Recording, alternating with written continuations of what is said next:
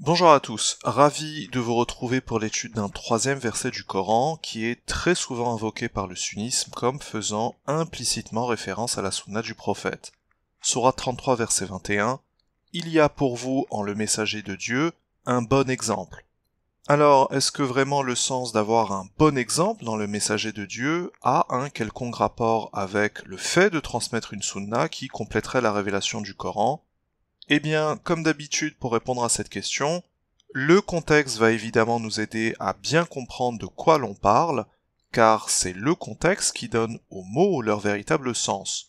Mais avant même le contexte, il faut remarquer que l'expression d'avoir un bon exemple en quelqu'un apparaît deux autres fois dans le Coran, dans la sourate 60, versets 4 et 6, au sujet d'Abraham, Sarah et Lot. Il y avait pour vous un bon exemple en Abraham, et ceux avec lui. Et encore, il y a pour vous en eux un bon exemple. Donc, premier indice ici, cette expression n'est pas exclusive au prophète Mohammed, et par conséquent, si le Coran se permet de la réutiliser pour d'autres personnes, c'est qu'en fait, elle n'a pas pour sens celui de transmettre la sunna du prophète. Et pour comprendre pourquoi le Coran utilise la même expression pour Abraham, Sarah et Lot, eh bien il suffit de lire les versets 1 à 9 de la sourate 60. Et pour résumer, dans ce passage, Dieu n'apprécie pas l'attitude de certains membres de la communauté du prophète qui veulent faire alliance avec des polythéistes et même leur témoigner de l'amitié. Alors que ce sont ces mêmes polythéistes qui dénient Dieu, qui ont expulsé ou soutenu l'expulsion du messager et des croyants, et les avaient même attaqués, ce qui est très probablement ici une référence à la bataille de Badr. Et tout ça pour raison de leur foi monothéiste.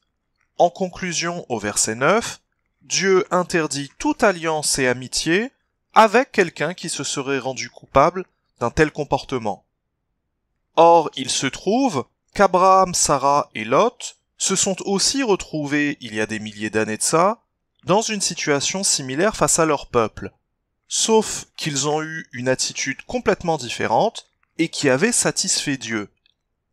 Abraham, Sarah et Lot ont tenu des paroles très sévères contre leur peuple, qui avait dénié Dieu et préféré adorer des idoles, alors que le prophète Abraham se tenait au milieu d'eux.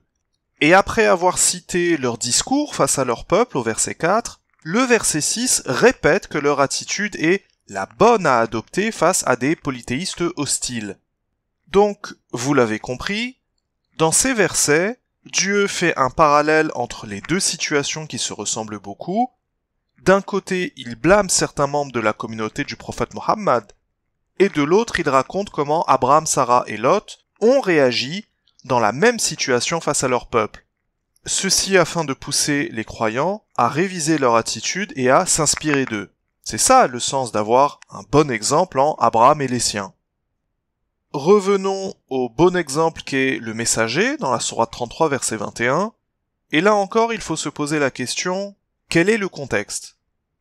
Eh bien, il suffit de lire les versets 9 à 27 de la sourate 33 pour le savoir.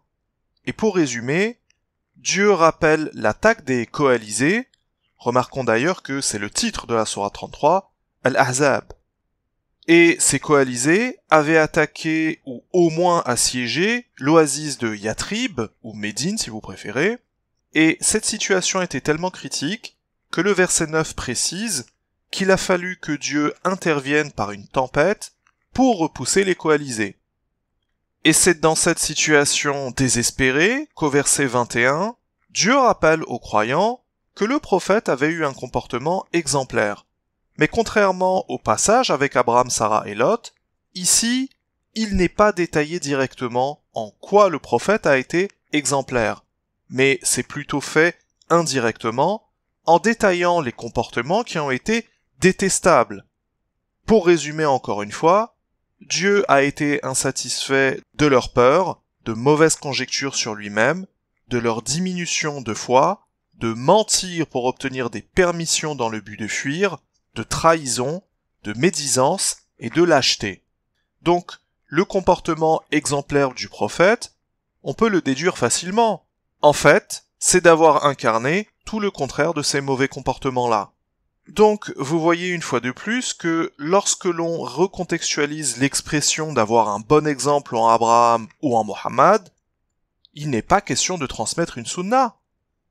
Mais ça a plutôt le sens de celui de s'inspirer, d'imiter, de prendre en modèle un comportement précis dans un contexte précis et qui avait satisfait Dieu.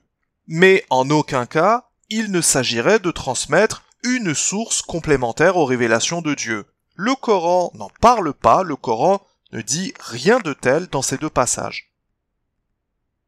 Voilà, merci de votre attention. Comme d'habitude, si vous avez appris quelque chose, laissez un pouce vers le haut, un commentaire, et on se dit à la prochaine fois si Dieu nous l'accorde.